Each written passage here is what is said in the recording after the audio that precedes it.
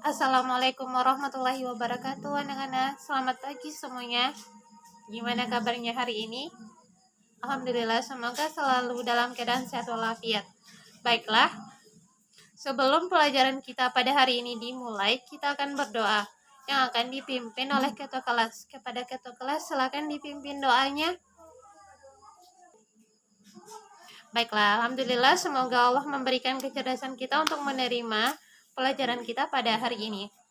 Sebelum itu, Ibu akan meminta kepada salah seorang dari kalian untuk membacakan ayat suci Al-Quran, yaitu surah Haraman ayat 33. Baiklah, itulah sedikit pembacaan ayat suci Al-Quran. Sebelum itu Ibu akan mengambil absen atau kehadiran anak-anak semua. Alhamdulillah semuanya hadir ya. Baiklah, pelajaran kita akan dimulai, yaitu mengenai tentang cinta ilmu pengetahuan. Cinta ilmu pengetahuan yang terkait dalam surah Ar-Rahman ayat 33.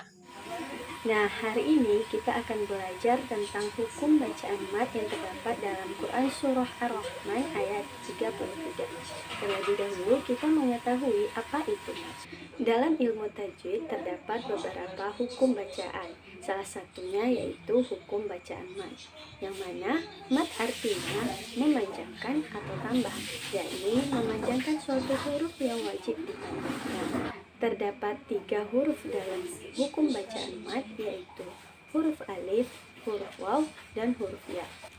Dengan ketentuan huruf waw jatuh setelah dhammah, huruf ya jatuh setelah kasrah, dan huruf alif jatuh setelah fathah. Nah, itulah huruf mat yang terdapat dalam Al-Quran.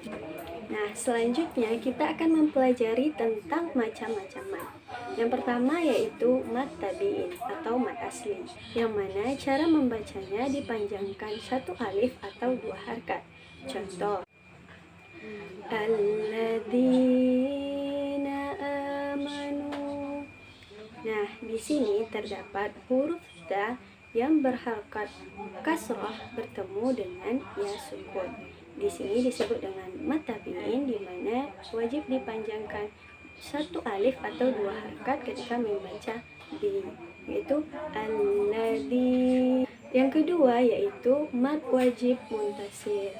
Terjadi apabila mat tabi'in atau mat asli bertemu dengan huruf hamzah yang berharkat kasrah, fathah ataupun dhammah dalam satu kata bersambung dengan ketentuan panjang, yaitu 2,5 alif atau 4-5 harkat. Yang ketiga yaitu mat jaiz munfasil. Ini terjadi apabila mat tabi'in atau mat asli bertemu dengan hamzah dalam kata yang berbeda atau tidak dalam satu kata, maka dipanjangkan 2,5 alif atau 4-5 harkat. Yang keempat, mat iwad. Mat iwad ini terjadi apabila tanwin fathah atau fathatain menjadi fathah karena diwakafkan, maka dipanjangkan satu alif atau 2 harkat. Contohnya afwajan, maka menjadi afwaja. Huruf ja fathatain menjadi fathah karena diwakafkan, maka dipanjangkan satu alif atau 2 harkat. Yang kelima, mat layin. Mat ini terjadi apabila huruf ya dan waw mati jatuh setelah huruf yang berharkat fathah dan bertemu dengan huruf hidup yang diwakafkan, maka dipanjangkan satu alif atau 2 harkat. Contohnya ro'aita. Nah, di sini terdapat huruf ya mati yang jatuh setelah huruf hamzah berharkat fathah. Yang keenam, mat arid li sukun. Mat ini terjadi apabila mat tabi'in bertemu dengan huruf yang dimatikan karena wakaf, maka dipanjangkan 3 alif atau 6 harkat, ini lebih diutamakan, atau dipanjangkan 1 alif 2 harkat, 2 alif atau 4 harkat juga boleh. Contohnya mu'ridin.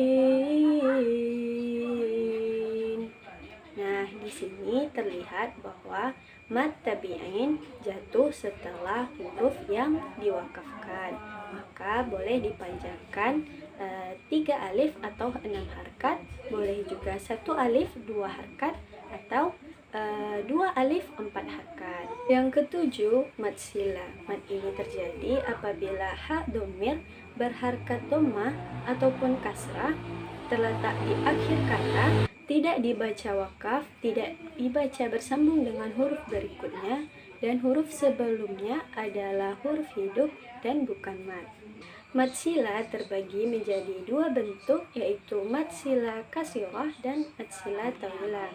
Yang membedakan kedua mad ini yaitu mad sila kasirah huruf sesudahnya yaitu selain huruf hamzah, sedangkan mad sila tawilah huruf setelahnya yaitu huruf hamzah.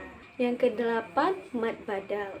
Mad ini terjadi apabila huruf mad yaitu alif, waw, dan ya serta hamzah berada dalam satu kalimat, di mana huruf hamzah lebih dahulu daripada huruf mad, maka dibaca panjang 1 alif atau 2 harkat. Contohnya amanu.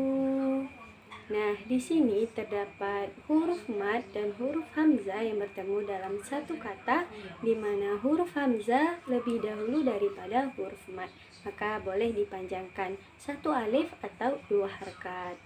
9. Mad tamkin. Mad ini terjadi apabila terdapat 2 huruf ya, yaitu ya yang pertama bertasdid dan ya yang kedua adalah sukun. Maka cara membacanya, huruf ya tasdid dijelaskan serta ditekankan dan dipanjangkan 2 harkat. Contohnya, ara'aital ladzi yukadzibu biddin. Nah, di sini terdapat huruf ya sukun dalam mad tabi'in bertemu dengan huruf ya yang berharkat dhammah.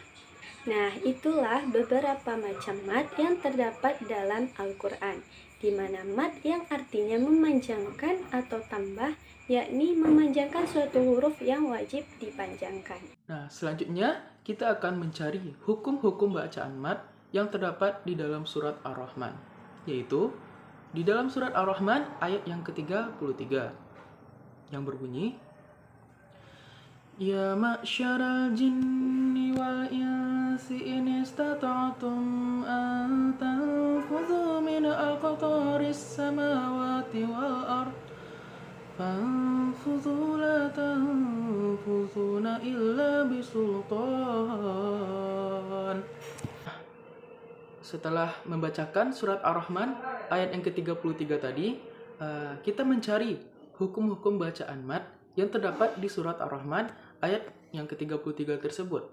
Nah, sebelumnya kita harus memahami dulu bacaan-bacaan mad apa-apa saja yang terdapat di dalam bacaan-bacaan mad, seperti mad tabi'i, mad iwad, dan lain-lain, seperti yang dijelaskan pada sebelumnya. Dan kali ini kita akan mencari hukum-hukum bacaan mad yang terdapat di surat Ar-Rahman ayat yang ke-33 tadi.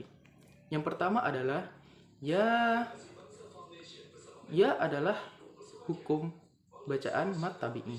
Kenapa? Karena terdapat hukum tajwid mad tabi'i karena fathah bertemu dengan alif. Nah, jadi ya ini ya ma, jadi ya hukum bacaannya adalah mad tabi'i. Dan selanjutnya adalah la. La di sini hukum tajwidnya adalah mad tabi'i. Kenapa? Sama seperti tadi, karena adanya bertemu antara fathah dengan alif. Jadi hukum bacaan la di sini adalah mad tabi'i.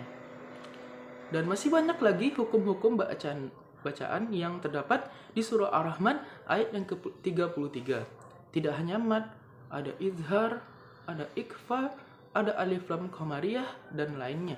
Nah, sekarang kita akan membahas hukum-hukum bacaan mad saja yang terdapat di surah Ar-Rahman ayat yang ke-33. Jadi, untuk kita mengetahui hukum-hukum bacaan di dalam surat di dalam surat yang terdapat di dalam Al-Quran atau ayat-ayat yang terdapat di dalam Al-Quran, kita harus memahami terlebih dahulu hukum-hukum bacaannya, hukum-hukum bacaan tajwidnya, yang seperti dijelaskan sebelumnya, pengertiannya, dan apa-apa saja syarat-syarat atau ketentuan-ketentuan yang terdapat dalam hukum-hukum bacaan tersebut. Dan seperti contohnya mad tabi'i tadi. Dan itu adalah contoh-contoh mad yang terdapat di dalam surat Ar-Rahman ayat yang ke-33. Baiklah, itulah materi kita pada hari ini. Kepada anak-anak semua, apakah ada yang belum paham, silakan bertanya, insya Allah Ibu jawab.